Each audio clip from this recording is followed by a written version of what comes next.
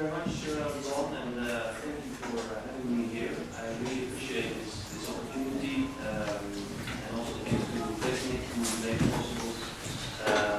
I want to start with saying a few things about the EU's role here in Kosovo, especially the Commission's role, because sometimes it's not really clear how the EU is represented in Kosovo. We have actually three different EU organizations.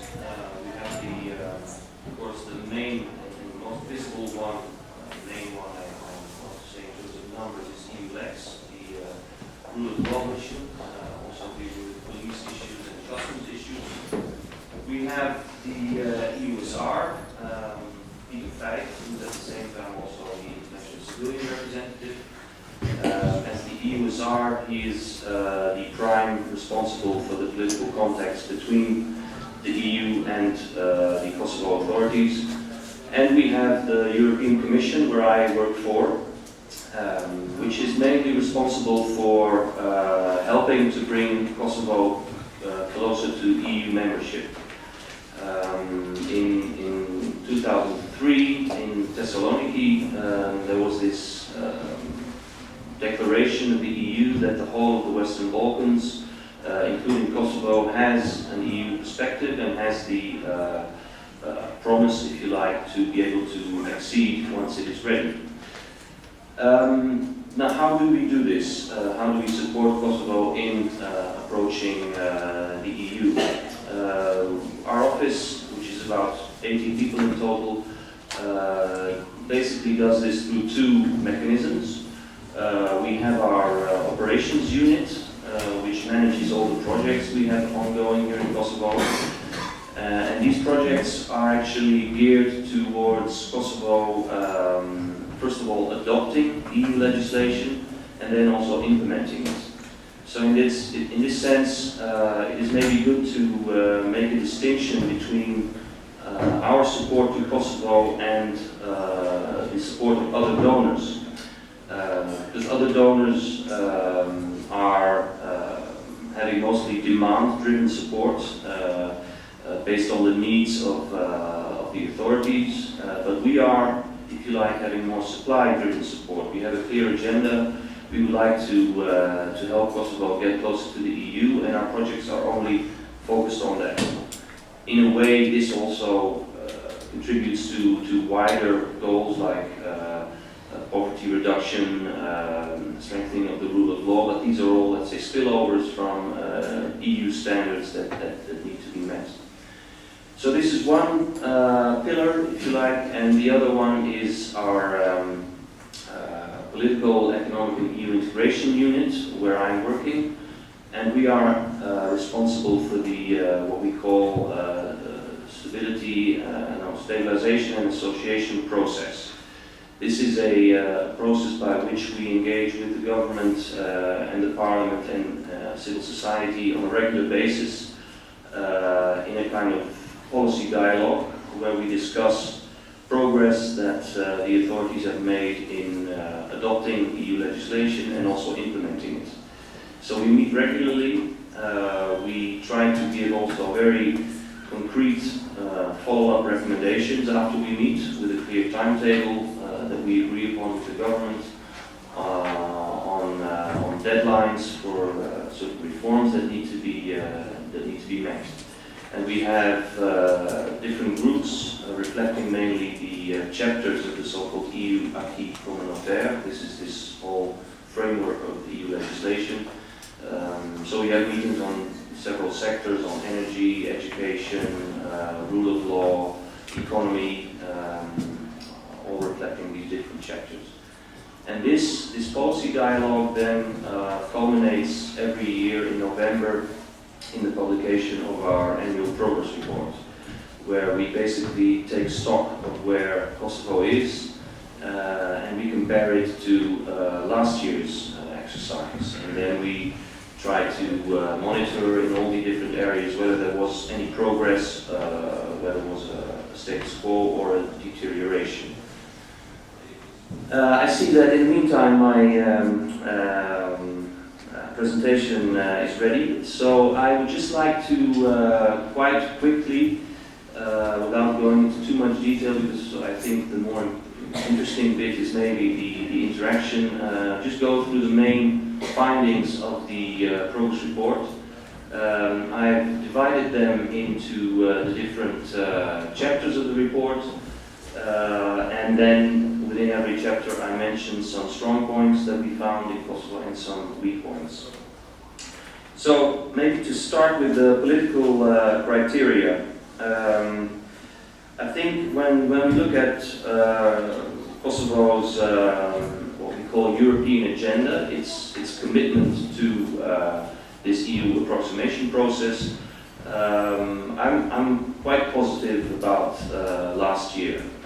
We saw actually for the first time that the government had a serious follow-up to our recommendations of last year's progress report. The Parliament as well. They convened meetings, they made a priority list of items.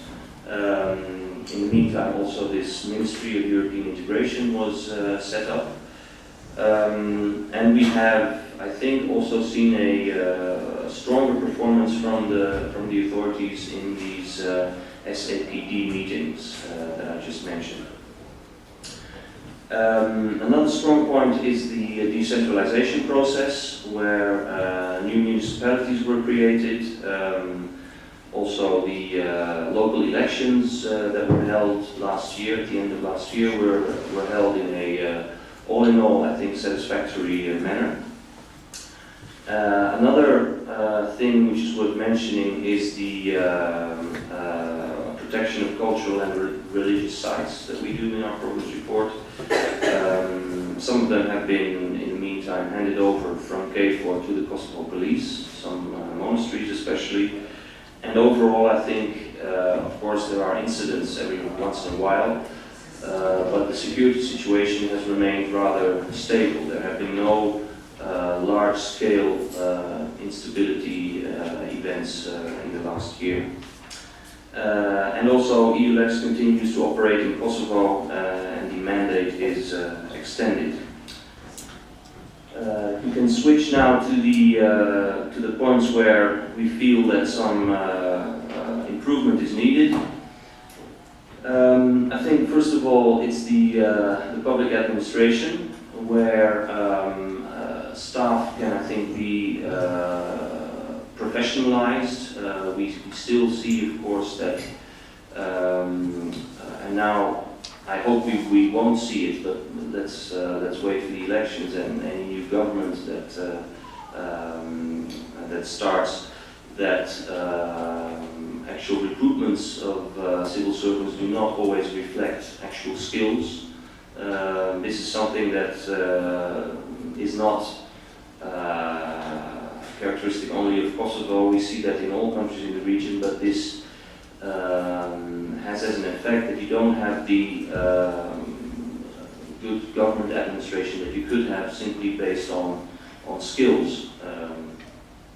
We have actually a deterioration, I think, in the freedom of expression. We've had incidents where journalists were pressured by the authorities not to publish certain articles. We have the situation with RTK, where the financial relation with the government is still quite tight, also then causing it not to be very independent and hindering, let's say, impartial news broadcasting. Needless to say that in the judiciary, still major challenges are present. We have quite a huge backlog of cases in all areas. We have also, I think, to increase still the level of judges, and also the let's say isolation of judges, in the sense that they are not to be influenced from the outside. I think one example is Kek, where we have, of course, as you know, massive non-payment of electricity bills. sometimes with the help of CAC employees. When CAC then wants to pursue these employees in courts, nothing ever happens. No one ever gets convicted because of influencing on the courts from the outside. We have, of course, still work to be done in the area of corruption and organized crime. One thing that we mentioned in our report is the declaration of assets of elected officials. That was not done completely. There were quite a few that did not declare their assets. And the ones that did declare their assets have a very interesting, let's say, relation between their income and their declared properties, which also raises some questions, which we also mention in our progress report. Then, on women's rights, we do not see big improvement. What we single out especially is the difficult access to justice by victims of domestic violence. This maybe also is because there is still maybe a taboo on this issue, but also because complaints are maybe not taken serious by the judiciary. Moving now to the economic criteria.